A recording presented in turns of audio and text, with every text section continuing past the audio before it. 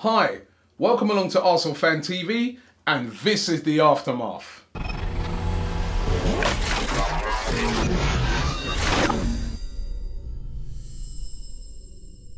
Well, unfortunately, after 7 excellent days for Arsenal, starting off with a victory over Liverpool and then an incredible win away to Borussia Dortmund, it looked like yesterday's game was a bit of a game too far, caught up with us, and unfortunately we've gone to Old Trafford and been beaten yet again by Manchester United 1-0, and it just had to be him. He seems to score against us every time. The player that we gave them, Robbie Van Persie, with the goal. But hey, you know what? It's been a good 7 days, and there's still reasons to be optimistic after yesterday's game, even though I felt that it was a very poor performance by Arsenal. I mean, the first half by Arsenal is probably the worst I've seen us play this season. And, you know, we've been at every single game, and especially away from home, we've been really, really good. But yesterday, there was no energy, there was no closing down. It was just really, really disappointing and surprising in the first half. And I know that, and I know this on a good source, and I heard this before the game yesterday, and then this is not excuses, and full credit to Arsene Wenger because he didn't use this as an excuse. But I had a little insider information yesterday, should I say, and I was told that Per Mertesacker had the flu, Rosicky had the flu, Ozil apparently also suffering from the flu. So was Arteta. There was a lot of players there playing there yesterday that were under the weather, and it showed in that first half. I know Arsene Wenger tried not to make excuses about it, and I know professional players won't want to make an excuse out of it, and I know if any Man United fans watching this right now, he's going to say excuses, but it's a fact. And it showed. Any Arsenal player, any Arsenal fan that's been going to watch Arsenal play this season would have known that that was not Arsenal in the first half. We've not played that badly. Second half, we picked it up, we pressed, we tried, but it's always going to be very difficult when you're a goal down at Old Trafford, especially when United kind of parked the bus. I mean, at times I thought I was watching Stoke play. I mean, they would almost had a policy of just get rid. As soon as the ball came to the defence, get rid, bypass the midfield, try and lump it up to Van Persie and Rooney. And I was pretty surprised by United. I didn't think that United, although well done to them for winning, but I wasn't that impressed by United. And that's why I'm a bit optimistic, because I think that it's a long season. It's one result, a good result for United, because that could truly have knocked them right out of the title race. A good result for them. But I see there a team that can be beaten by other teams and can be beaten by us when they come to the Emirates. And I've got to admit, in seasons gone by, United have been miles ahead of us, but that is no longer the case.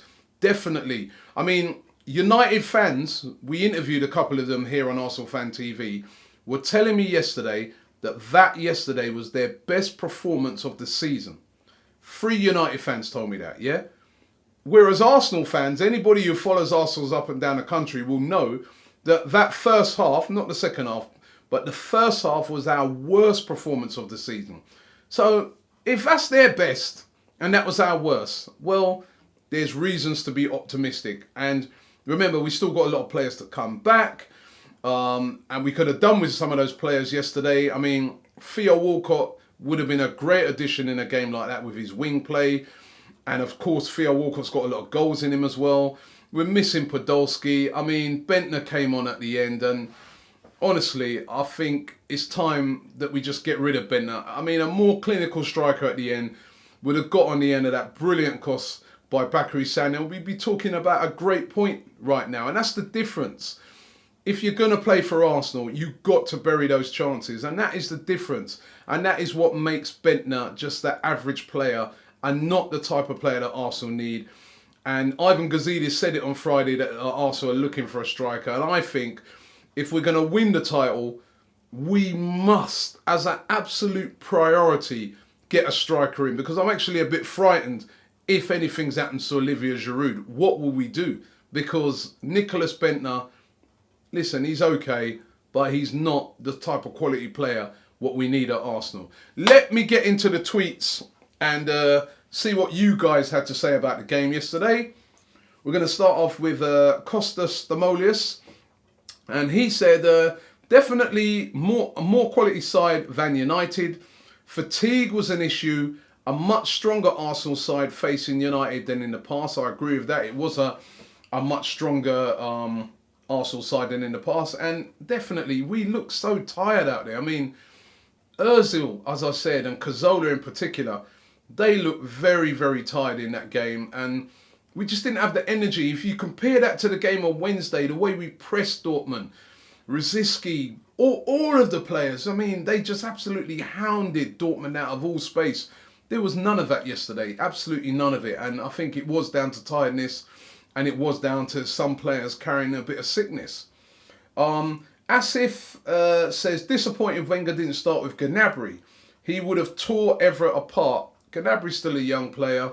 I can understand why Wenger started with the formation that he did. But Gnabry, when he came on, to his credit, he tried and he did well. And straight away, we seemed to have a little bit of width. Jack Knight said, we didn't close down the ball enough. Definitely not. We needed to keep our shape throughout the game, but unlucky not to get a draw. I agree with that. Simon Latham says, the worst first half this season. We missed Per Mertesacker and Rosicky. Bentner had a chance to equalise and Jack should have come on earlier.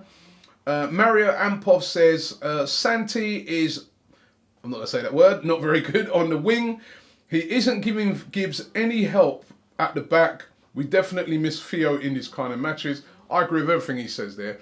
I was saying that even against Liverpool. Santi Cazorla, brilliant player.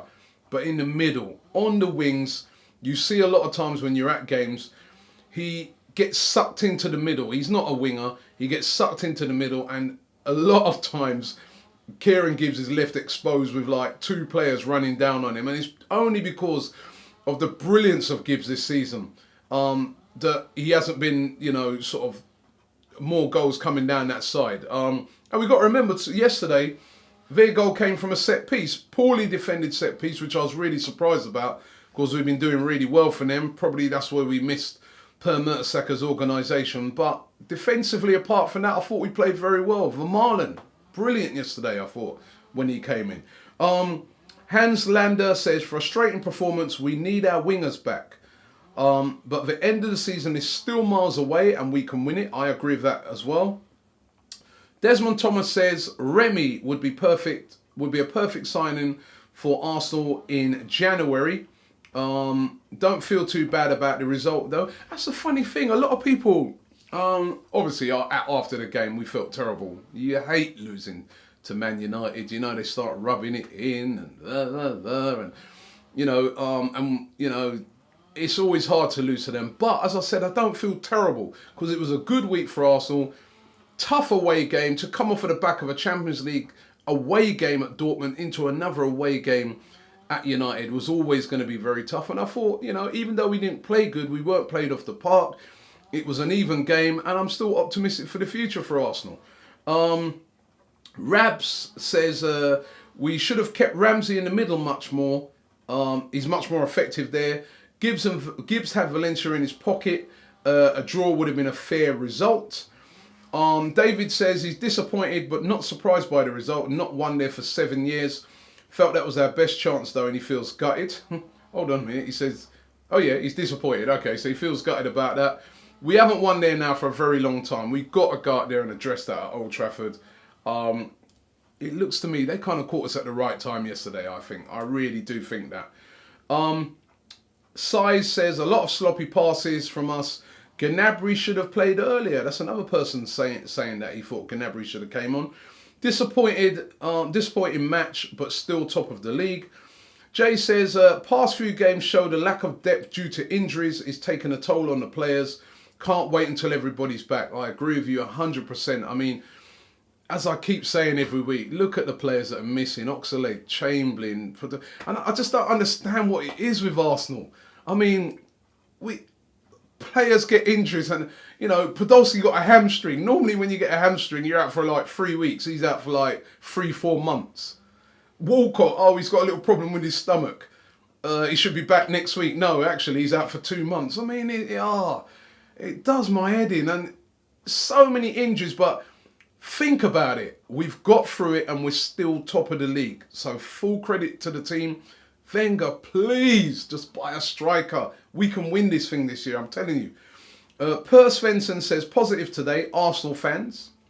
Man United fans were nothing compared to them. United fans didn't even start singing until they scored the goal. It was Arsenal fans were so vocal. And you know what I loved about Arsenal fans yesterday? Even when we lost at the end of the game, they were still behind the team, cheering the team, singing we're top of the league. Brilliant Arsenal fans yesterday. Absolutely amazing. It was just a shame that Bentner didn't get that equaliser in. The place would have went mental. Number 2, he says no new injuries. Not that we've heard of yet. And number 3, Vermaelen played well. And I agree with that. I thought Vermaelen had a very good game yesterday. All right.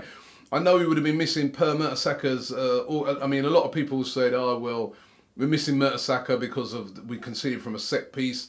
Probably just looking at it because he's so tall. And his organisation, yes. But I thought Vermaelen yesterday, remember, he was up against Van Persie and he was up against Rooney. And really, they didn't really have much of a sniff in that game. We handled him. It was just that set piece where we'd switched off. So, but Vermaelen definitely a positive. AFC Australia said, kept losing the ball and didn't look hungry enough. Coincidence that Dortmund lost away on the weekend as well.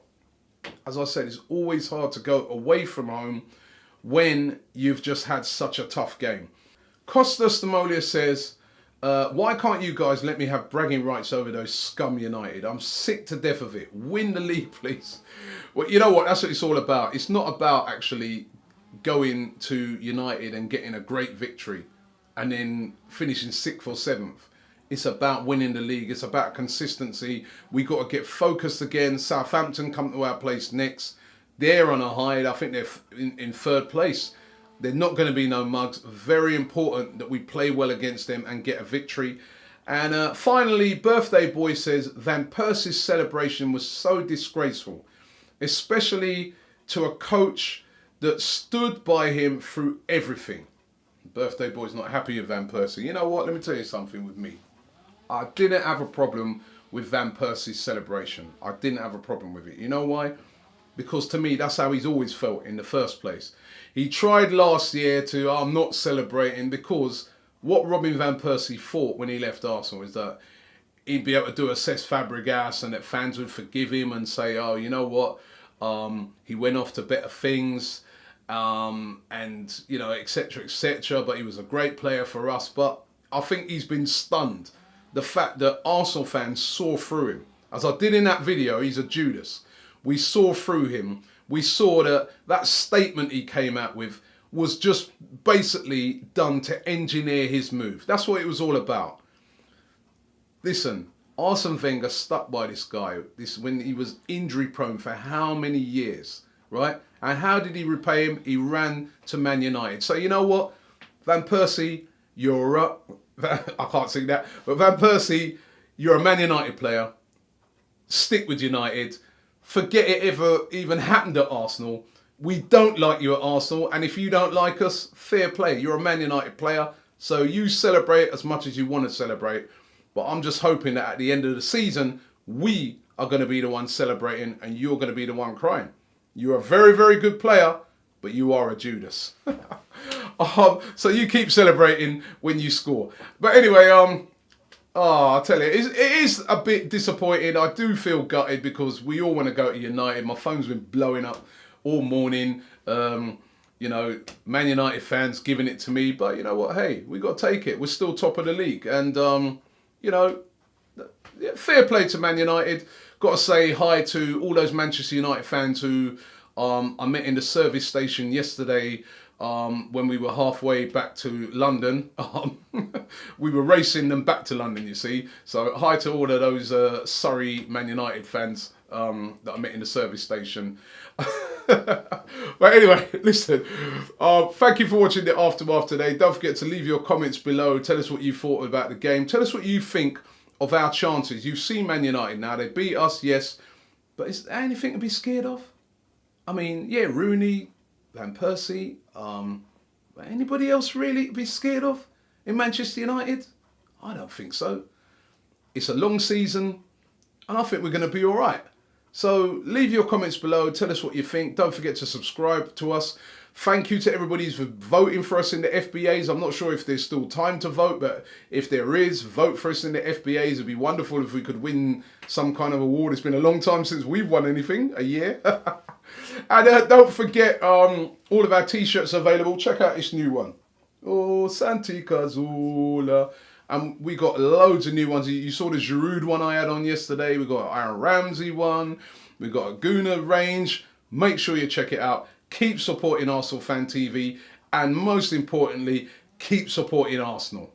Now, there's been some divers down the years. And some real bad divers. I remember Klinsmann from Tottenham. Always diving. Luis Suarez at the moment. Awful diver. But there's one club, Man United, that seems to always come up with a load of divers. I mean, you used to have Cristiano Ronaldo, and Rooney, who dived that time against Arsenal to cross the Invincibles. Players are here today. What would happen?